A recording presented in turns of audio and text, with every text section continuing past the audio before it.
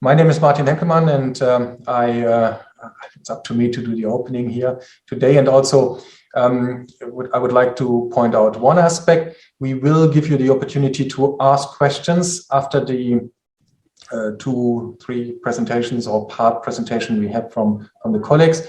So please write the questions in the chat box, and we will take them up and perhaps cluster them a little bit. And we will take them up after the presentation and the run through the survey. When we asked the companies in January this year, only 2 months ago, for their forecast, I think many of the respondents took into account the challenges the companies face at the moment, and they were looking on the pandemic. They took into account the issues with regard to supply chain. I'm sure that questions like inflation were already a topic. All this was taken into account. I think what many companies did not yet take into account was that we are 2 months later now in a full-fledged invasion of the Ukraine with a military intervention there from Russia. This might then have a certain aspect or influence on the forecast that the companies did at this time. When we look on the business survey, and with this I come to the first slide.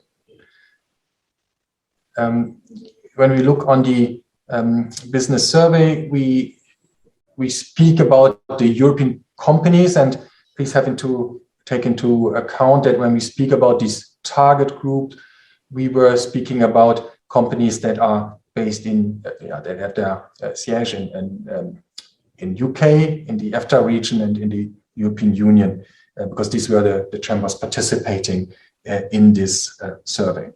And when we look how the trade developed in the last year, in 2021, we saw that trade developed very positively between the European companies on the one side and Korea on the others. In the 11th years of the FTA EU-Korea and the 12th year of the EFTA agreement with free trade agreement with Korea, we have seen that trade has gone up mainly constantly, particularly in the last years. We have seen that export to Korea grew by 22%, and export from Korea into these European countries grew by 28%. And I think when we look on the business development, in a moment, we see that this rather bullish atmosphere is also depicted in the replies we got from the companies. And one reason behind this is certainly that Korea and the European countries are more than just trade partners, but they are also partners when it comes to rule-based international trade and values. Now, we asked the companies, how long has your company been operating in Korea? And it's quite interesting that 3/4 of the companies have been operating in Korea for more than 10 years. And this gives us also a certain feeling that we have a good feedback from companies with lots of experience in the country. So when they forecast something based on the experience they have had in the last 10 years and more, it stands for very reliable results.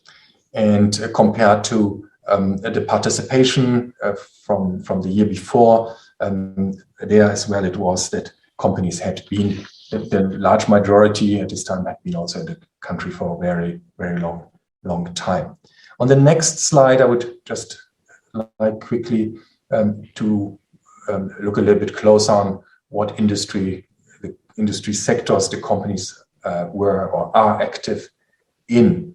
And also there, I think our results with 154 participants is very interesting because we cover 18 sectors, sometimes rather a small amount of companies replying, but altogether we get a feedback from 18 sectors. And one aspect that is certainly worth mentioning here is that the first 3 sectors is automotive and auto components. The second sector is transportation and logistics, and the third sector is agriculture, food, and beverages. I think these are all 3 sectors which are very important for our companies here in the country. And as these three sectors already are in totally different fields, we also see that the results we get really cover a wide range of business action activities between Korea and European or Korean and European companies. Perhaps here also a quick comparison to last year's results.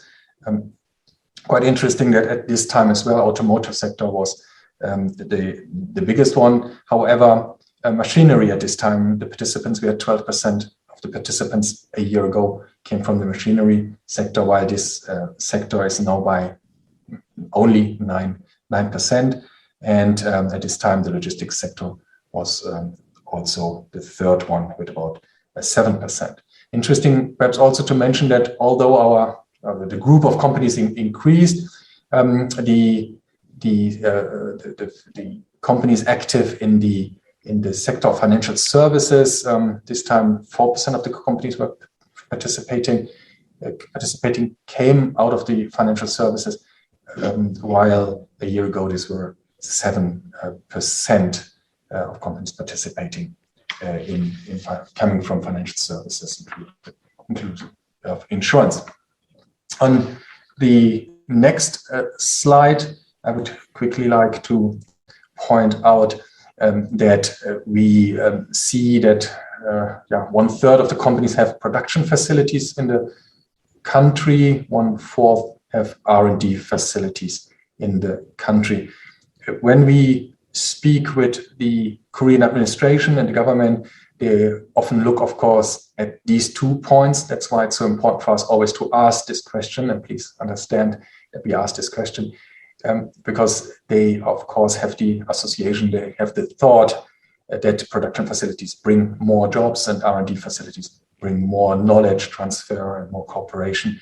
That's why it is so important for us always to ask this question. And also here, perhaps interesting to see, compared to a year ago, the production facilities, we had 28% of the companies participating at production facilities in the country, and R&D facilities a year ago, we had 22% of participants had R&D facilities in the country. So we have to see a little bit of this trend continues, perhaps even that at some point we see that R&D facilities catch up with the production facilities, because when we look later on what are the big advantages of the country, we always hear it's innovation capacity, and innovation capacity is linked to R&D facilities. So it will be interesting to see in the next years if perhaps the R&D facility quota or percentage catches up with the production facilities percentage.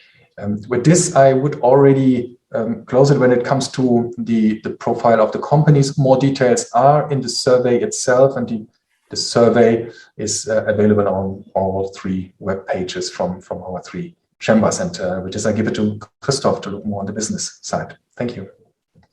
Thank you, Martin, and also from my side, a warm welcome to today's webinar. And so my topic is business development environment. And just to go into the first slide.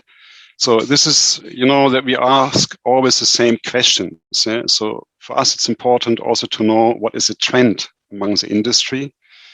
And so that we can compare 2021, or let's say the survey for 2021 versus the previous year, etc., etc.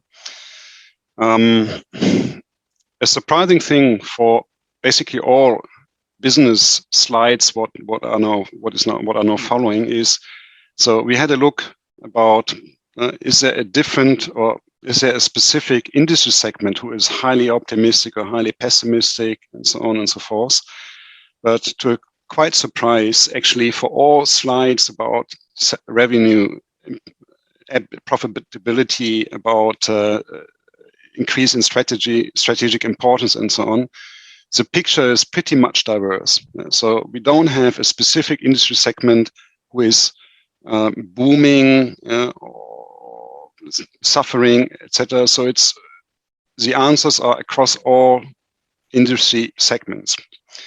And the first slide I would like to show here is the business outlook for the next 2 years. So we are talking about 2022 and 2023. And as you can see, so the sales are expected to develop pretty positive. So we have here for 2021 about 64% which are optimistic, which is better than last year. This might be that we are now in the catch-up mode with business in general.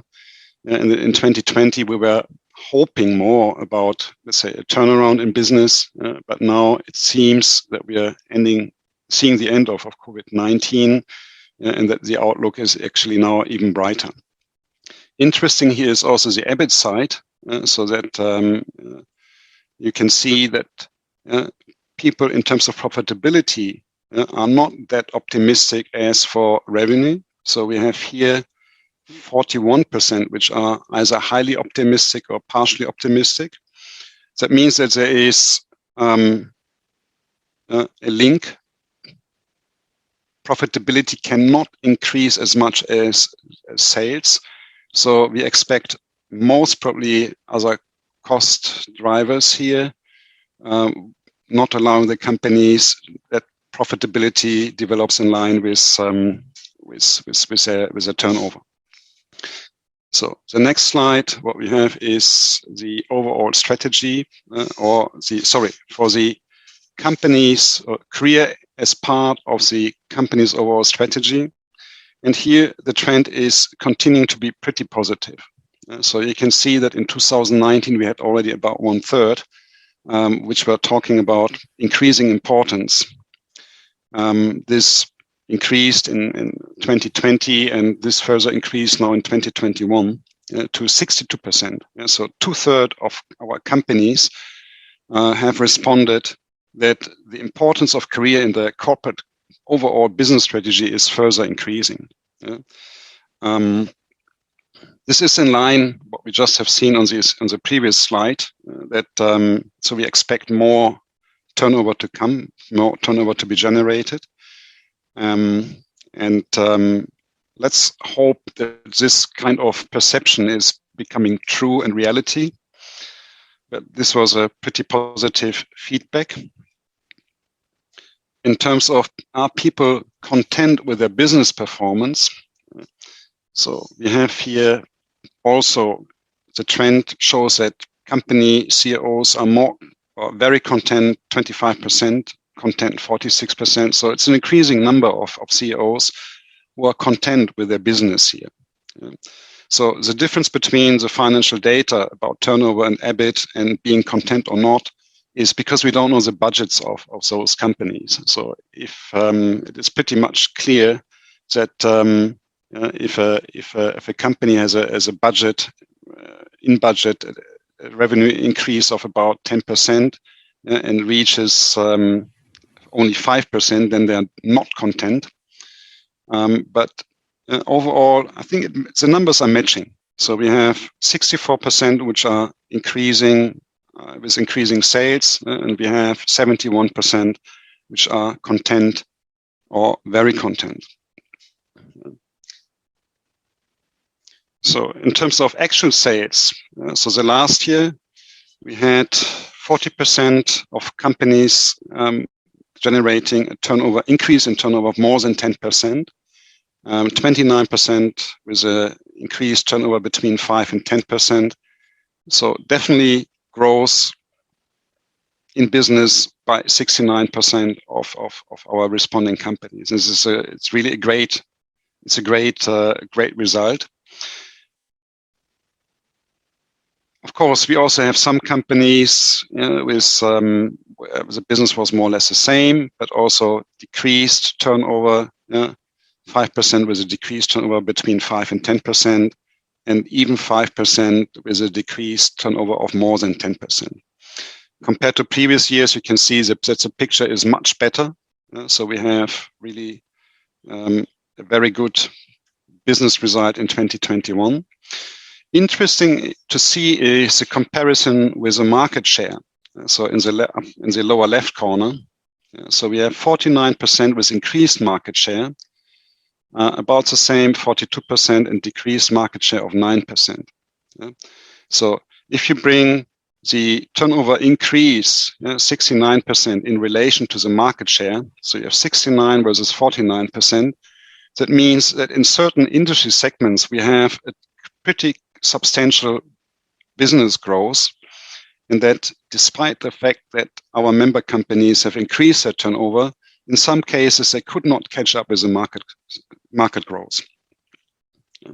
Again, here we have checked the background data, or the basic, the raw data, but it's not a specific industry segment which are, let's say, experiencing this fact.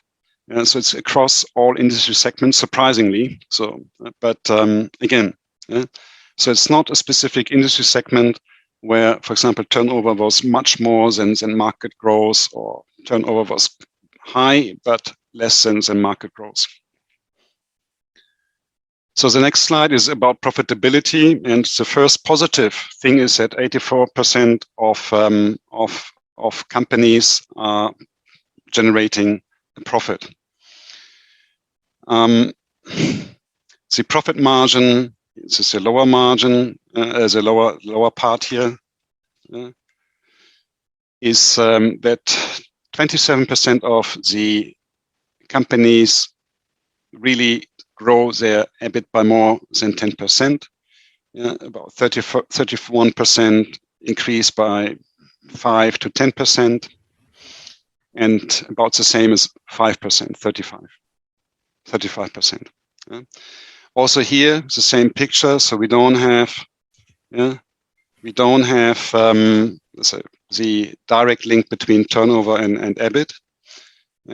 So turnover was growing faster than EBIT, but we haven't asked, we don't know the cost drivers here, but the assumption is that there must be some cost drivers, maybe in labor costs, maybe in some other costs, in raw materials, energy, whatsoever. So also in line with the increased importance of the company's corporate strategy, 60% of companies have responded that they will increase either their investment in the country or the operational expenses here.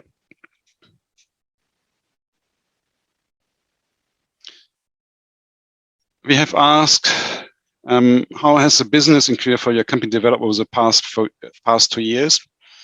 And this is, of course, very much important for chambers, embassies, and the like. And although we see a slight improvement, we have 58% of companies still reply that business has become more difficult.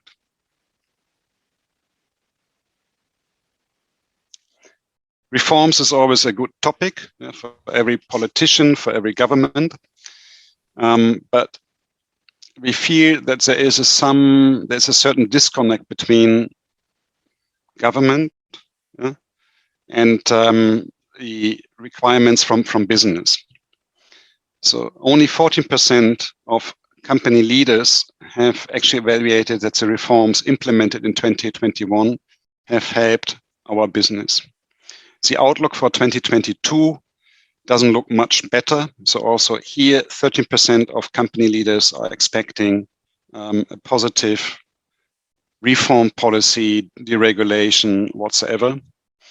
But let's wait and see March 9, who will be the new president. And then we might see after the transition period about the economic packages, what will be implemented. Yeah. So we have still certain critical issues. As you can see here, the legislative environment and regulation is of certain concern, but also enforcement of regulation, discretionary enforcement of regulation. Third one here in line is the transparent policy making implementation. So for the new president, still a lot of homework to be done.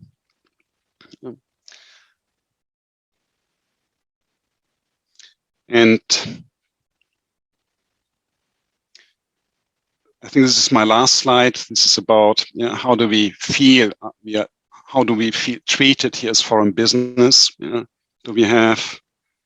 Are we treated in the same way as Korean companies or not? And here It's pretty balanced, to be honest. So we have, this is the neutral part, 51%, and then we have 20 plus 12 feel it's less fair or has increased discrimination against foreign companies. But we also have in total 17% who feel actually it should be okay. Yeah. And with this one, I would like to hand over to Cedric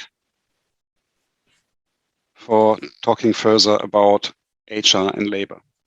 Yeah, thank you very much, Christophe. Yes, and, I will share for my part the findings about HR and labor. Then in the first slide is about the perception of labor cost in Korea. Can we go on the slide? On the following slide. Then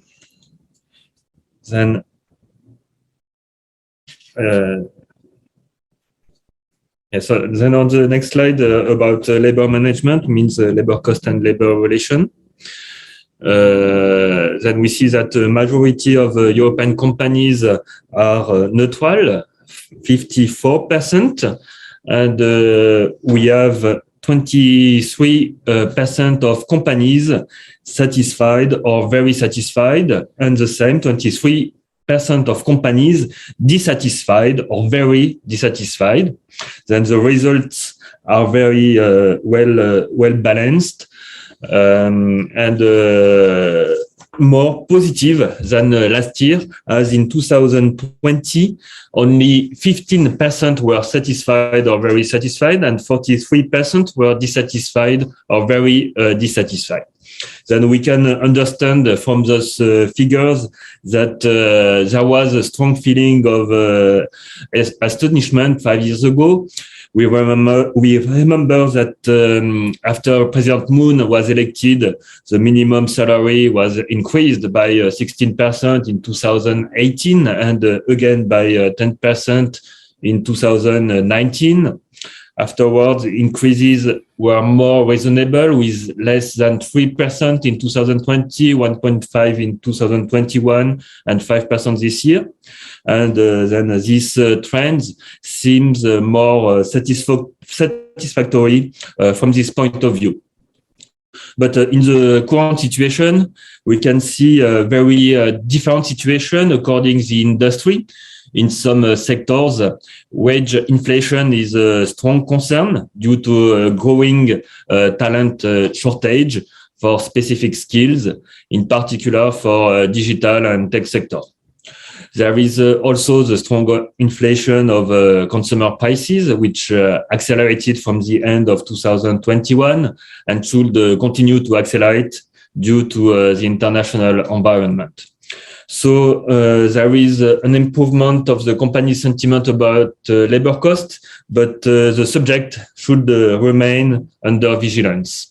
For the labor relations, we see the same trend. It is less an area of concern for European companies in 2021 compared to 2020. The improvement is even stronger for labor relations than for labor cost. In 2021, 42% of company representatives are globally satisfied compared to 15% in 2020. And only 23% are dissatisfied compared to 41% in 2020. But despite this trend, we should not underestimate difficulties encountered by companies in Korea with collective bargaining to reconcile employees' expectations with employer needs to adapt themselves to the new situation we are living now.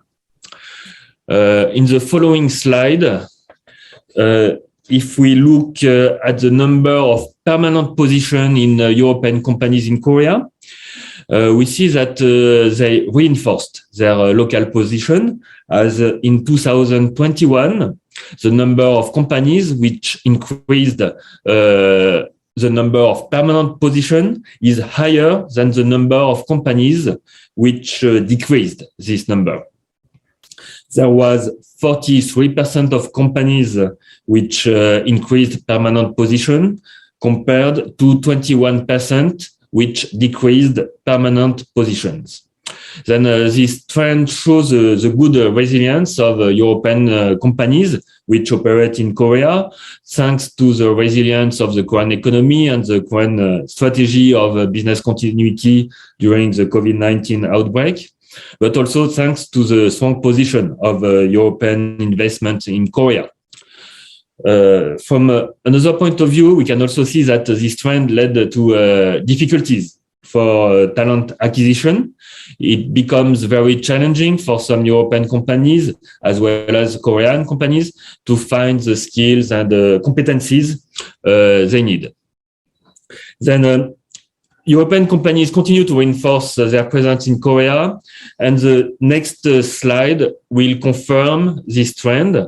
For the next 2 years, 62% of European companies are expecting to increase their workforce, and 27% of them expect to maintain them, while only 11% foresee a reduction of employees. It is a very important finding, as job creation is seen by Korean authorities and Korean people as a very important part of foreign investments.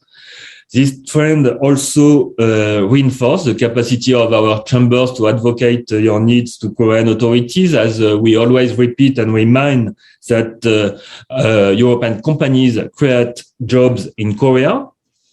Then compared to 220, the situation has clearly improved, as there was only 40% of companies which expected to increase their workforce. So the figures are in line with what we can see for all companies in Korea.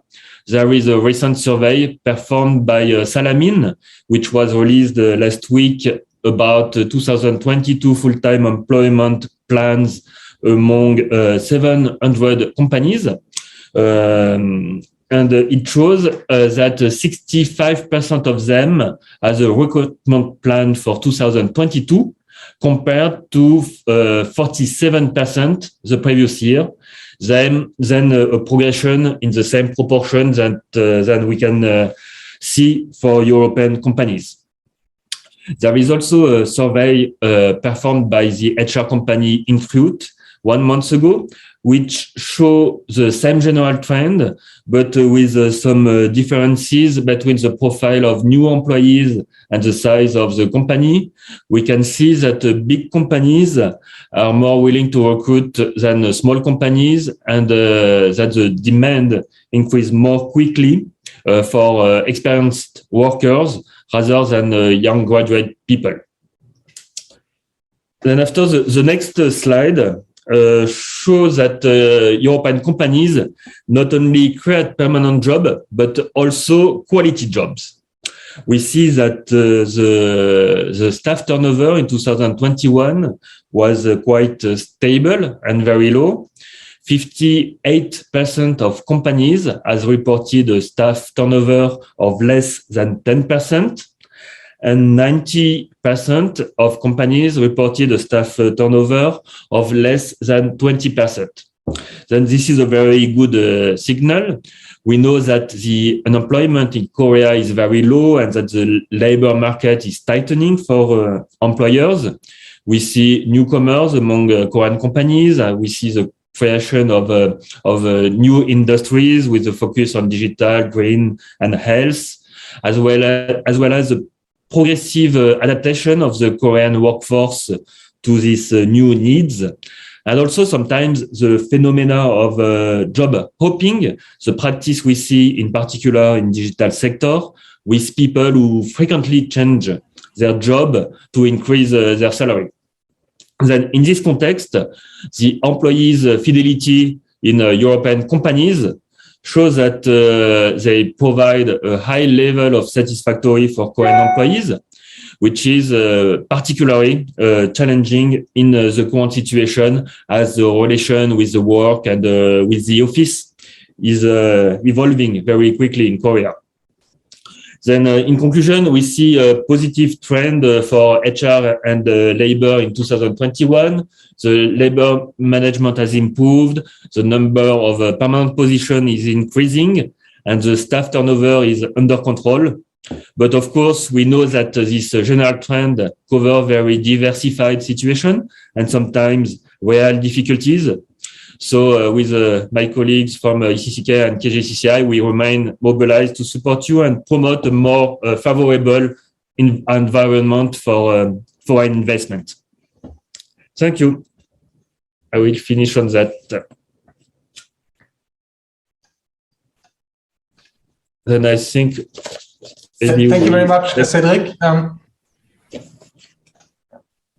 Thank you very much, Cedric, for this presentation, and thank you very much, Christoph, as well, for sharing your evaluation regarding the economic, the business facts and figures. I really encourage all our participants to ask your question through the chat box, and while I guess we're getting more there, I got already through the Q&A box. One question, quite interesting.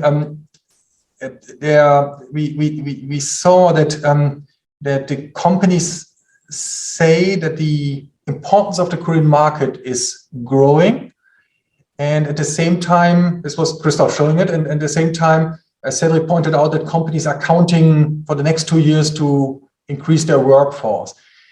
Do you both think can we conclude out of this that at least for the next 2 years, the perspective, there's much of confidence in the market here? Christoph, you want to start?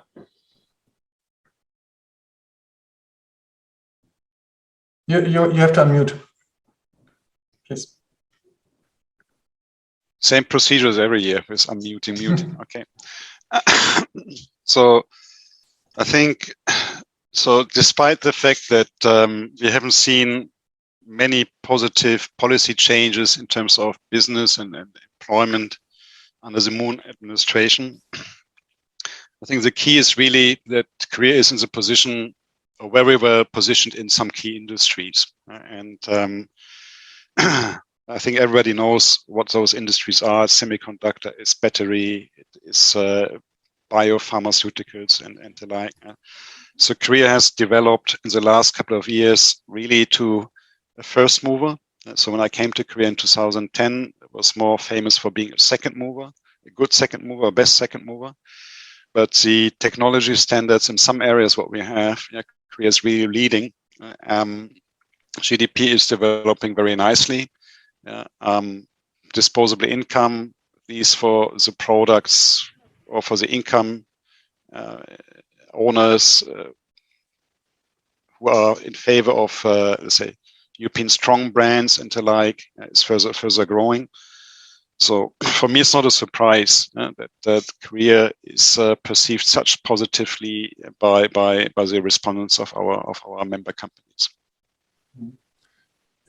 Thanks, Christoph. Cedric, how do you see this? Yes, in particular from the HR and labor point of view, I think there is some structural change on the needs of the labor market, and it's very long to train new people for engineers, for digital, and for the new industries today. Then, of course, this problem cannot be solved very quickly on this labor market, and for some sectors, it might be challenging for a while. Yeah. Same. What I would think from our experience here, and we have been advising about 4,000 inquiries last year. We see lots of confidence here in the market also for the next 2 years, despite all the other challenges that were described as well, and which are clearly shown by the survey results. One question here from the chat box is, I mentioned it a little bit in the beginning that, of course, our forecast was in January, and many companies were probably not counting or were not expecting a full-fledged invasion and a war in Central Europe. Any guess on this? How much will this influence the the forecast, the influence here on the Korean market? Christoph, you want to start, and then Cedric? Yeah, I think it's an easy answer for me, because we simply don't know. So our strong point is that we have good connections here to the European companies here on the ground. Of course, they know mostly about if they have an operation in Ukraine, but most probably, so when I was working for a European multinational company, I was not aware about the turnover situation in Ukraine. I even didn't know about the numbers of employees. So I think it's pretty difficult from us here to give a reliable estimate, what will be the impact. So it's maybe more, let's say, a question to the headquarters of our member companies. Cedric? Yeah, the same. It's very difficult to say what will be the impact for our companies, European companies, and even for Korea. Maybe for Korean economy, the first estimation was kind of positive, as we said that there is no lot of dependency with Ukraine and Russia. But now we see more concretely the difficulties in particular for Korean companies, and the implication for the Korean economy. But of course it will be very difficult to make any forecast at this time. Yeah, I think as well that we certainly will have to wait a little bit how long the crisis and which big impact it will have. To see, and this depends on how long it will go, and if it gets worse, then of course the whole world system is more in danger. Then we certainly see impact for an export country like Korea as well, and for the companies here. And of course we see already, at least for Europe, the supply chain challenge, because many companies, also Korean companies, have been producing in the Ukraine. And so there's probably more to come, and the effects of SWIFT interrupted, etc. I think that will have some backlash for the general growth worldwide. Besides this, of course, I think we all saw the question of travel restrictions, and now when travel restrictions go down, but we get less flights because planes cannot fly over Russia and Ukraine. That has also some impact for us. We'll see how long this lasts there as well. Okay. We've got another question here in the Q&A box. Do you see difference between nationalities of the companies? If I may, I take this perhaps because we did an evaluation. We had 40 German companies replying. We saw some difference, and we're happy to share with you on our site. You can see also the benchmark of German companies. For example, our companies were strongly in the automotive sector. We had 30% of our 40% came from the automotive sector, while we had, for example, no company in the sector of food and agro, and also quite bullish the results. But we had a little bit the impression when we benchmarked it that the German companies had been very strong already in the last year, so they were more like, it was good and it will stay good, while we, compared to others, we had more the impression they said it was really increasing largely in the last year. So a little bit the catch-up effect was what we saw. But as I said, the benchmark results are also published on our homepage in a proper study. Christoph or Cedric, have you looked on specific results, particularly for the French companies? I cannot say exactly if yes, I know the figure to say if there is strong differences, but of course there is differences related to the different sectors, as all sectors was differently affected or have a different forecast. And you spoke about the automotive sector, but for example, we have also for from French side the F&B sector, luxury sector, and all the sector was with very different result during this period. And then the global forecast from our companies, yes, strongly depends on the sector. Yeah. Thank you. I got another question here. When speaking about the European companies and perhaps different nationalities, we see in the survey that they're quite bullish, we can say in general, also depending a little bit on the sector, and that the growth of revenues in the market there has been growth of revenues in the market. What is your guess? Is it more that European companies start to compete with each other and taking market share of other European companies, or is it that they take market shares of the revenues comes from taking market share from Korean companies, or is it that the whole market is growing and expanding and the cake gets bigger so everybody gets a bigger piece? Christoph, you want to start? I think it's not a cannibalism effect here. So I think the market segments are still growing. The disposable income is further growing. Plus, of course, we had this 2020 COVID impact with decrease in certain demands, catch-up period in 2021. I think that many consumers have postponed travel, so they saved a lot here. Have other income now, disposable income to spend. So I think in terms of B2C business, I expect that we are talking about additional demand. About B2B, it's a bit more difficult, but as I expect, we have a backlog, definitely in certain industry segments. So, for example, in semiconductors. But in general, I would say we still have a certain backlog in some industry segments. The demand, as I said, for some Korean products are pretty high. And this is why we see also in B2B business, most probably more expectation for growth. Plus, we have the New Deal, and here primarily the new Green Deal or the Green Deal, where we have seen, I think last year, maybe about 20, 30 new companies being established here in this field and are ready to do business here in Korea. So this comes on the top of business growth. Okay. Cedric? Yes, as Christoph said, yes, the market is growing, and then it's an opportunity for all companies. And also there is, I think, a big room for European companies as the main economic partners of Korea are US, China, Japan, and we have a large room to improve together as European companies, and also strong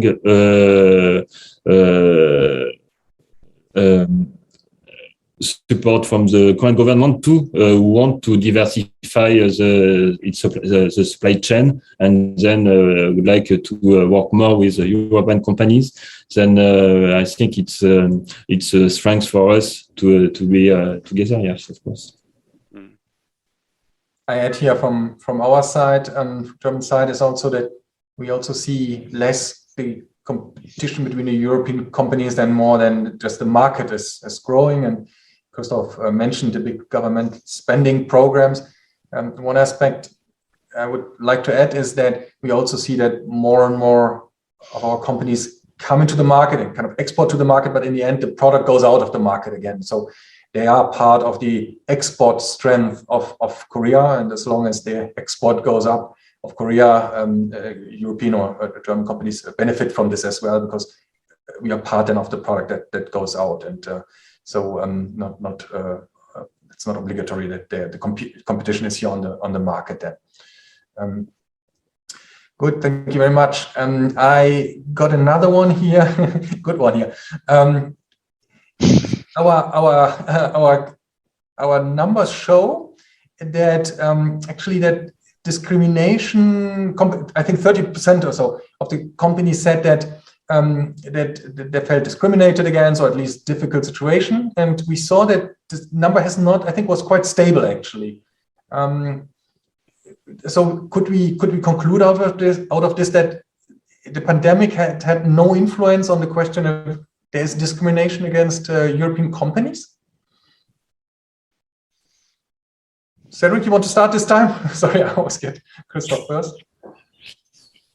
Well, Christoph, I let you.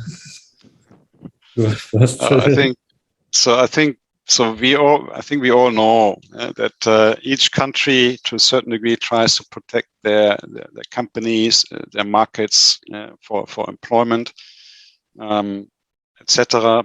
So this is nothing unique to Korea. But of course, our job is to identify those obstacles. Also, CEOs, they have a clear view on, let's say, what is hindering their business growth. And so if there are specific regulations excluding foreign companies, let's say, from certain business opportunities, different reimbursement prices for foreign companies versus Korean companies, and so on and so forth, then of course they mark it, they flag it. And fact is, so I think when we see an improvement in one area, so a new problem pops up. So this is day-to-day business, so I think that we see it's just a continuation of let's say, of a lived practice. So to a certain degree, to protect local players versus foreign players. And I think this will continue. This is not always the same area where we expect new market access issues to pop up, but definitely market access issues will remain. So we have advocated for a long time for more international adoption of international standards, or reciprocal acceptance of standards between EU and Korea. So this will continue. And it's good, because otherwise I would not have a job. So I'm happy that we can work on this. But this is something what we have to live with. It's a challenge, but it's a challenge what we have to overcome. Cedric, your guess on it? Yeah, sorry. No, I have nothing to add. Yes, we work a lot of the subject, and of course, it's very difficult these days, and we see a lot of implication of the current government in many strategic sectors. It's difficult, but we don't know how it will evolve. As we said, we spoke about the crisis in Ukraine. Then the Korean government will maybe support some Korean companies more than usual, and to preserve some sectors.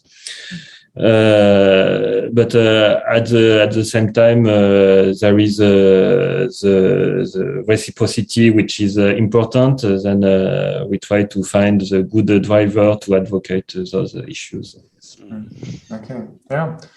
Thank you. Question to the attendees: if there are more questions from your side, you still have about 1 minute to put it in the Q&A box or the chat box. While I give it back to Christoph, Cedric, and then I take it back if we don't get any question for kind of a closing already, Christoph, because we don't get any more question here, Cedric, which is good. I think we were quite comprehensive here. Any kind of last remark from your side, and then Cedric, and then I wrap it up. Yes, but then it's the main findings for all our part was positive for 2021. Then it's very good news for us to when we want to advocate issues from foreign companies, European companies here. And then we hope, of course, it will continue this year, even if there are a lot of uncertainty for 2022. Yes. Christoph? Yeah, not really, let's say, a long statement, but so I've heard maybe about 4 or 5 years ago from a CEO from the Swedish company when he was asked about Korea, and he said it's challenging but rewarding. And I think that the results from the business confidence survey really are, let's say, supporting this argument. And this year, I would like to focus more on the rewarding part. So this is one of my New Year resolutions, that I would like to be a bit more positive than last year's. Yeah, so career is rewarding. Thank you very much. Thank you, Christoph. As we don't see any further question, I wrap it up also with my takeaways. Is Christoph said it's very rewarding. I totally agree. As someone who's rather new in the country after 8 months now, I would like to thank all the participants here in the call today, or attendees. Thanks for being with us. And also those who have participated in answering our surveys. This is very important for us. We all know that it takes some time on your side, of the CEO, of the CFO, the business strategist, but it is very important for us, for the chambers, because we need this for our advocacy, and we work all together and through our channels to bring up these pain points particularly, and can also put this then in the context of the positive sides of which we see many as well. And I think advocacy, lobbying will be an important part, I think, of all our work this year, as the new government will be set up, organized, set up new programs. I think there's lots of work coming up there, and particularly when the economy is not booming anymore, we might see more trends again to protectionistic actions, etc. So altogether, so please support us with the survey, as we try to support you with your inquiries and questions. Once again, thank you very much for being with us, and wish everybody a nice afternoon, nice evening. Bye bye. Thank you. Bye bye.